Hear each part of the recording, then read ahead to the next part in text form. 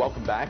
Well, the Capitals have their backs to the wall now. They dropped Game 4 to the Pittsburgh Penguins, 3-2 in overtime last night. The loss putting the Pens up 3-1 in the best-of-7 second-round NHL playoff series. Game 5, now do or die for the hometown team, Saturday night at Verizon.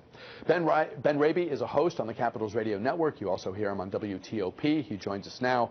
Ben, thank you very much for your time. You know what folks are saying. You know what Capitals fans are saying after that gut punch of a loss on the road last night. They're saying, here we go again. Yeah, and it very much was a missed opportunity last night, Bruce. The opportunity was before the Capitals last night, down 2-1 in the series, but the Capitals felt good about themselves given how well they played in what was actually a Game 3 loss on Monday night.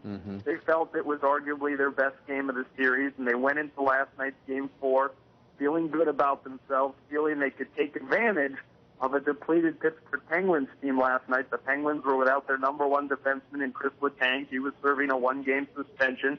They were also banged up front. They were without former Capital Eric Fair, who had the game-winning goal in Game 2. They were playing against a shorthanded Pittsburgh Penguins team. It's the type of game, Bruce, that a championship-caliber team like the Capitals ought to come away with a win. And unfortunately for the Capitals, it was not their best effort last night for a combination of reasons. I should mention as well the Pittsburgh Penguins did play well. A number of guys stepped up in the absence of those stars that I mentioned who were out. But again, the Capitals, given the aspirations they have this spring to make a deep playoff run, when an opportunity like that last night is presented to you, they have to come away with a win. They didn't, and now they have no choice but to win 3 straight against Pittsburgh just to move on, and that won't be easy. Now they have to shake it off and focus on the game ahead of them. The Caps have come back from being 3-1 down, and of course they've had it done to them. What will it take for Barry Trotz's squad to put together methodically, one at a time, because you can only win the game that's directly ahead of you? What would it take for Washington to come back, all the way back? Yeah, well, certainly a number of things. I think they're looking for a little bit more production, Bruce, throughout their lineup. A number of players in particular who were acquired for this time of year. Justin Williams comes to mind, signed a deal in the offseason after winning the Conn Smythe Trophy playoff MVP back in 2014. He's had a relatively quiet postseason. His line mate, Evgeny Kuznetsov, who led the Capitals in scoring this regular season ahead of Ovechkin, ahead of Backstrom. Evgeny Kuznetsov has been limited to just one power play goal postseason.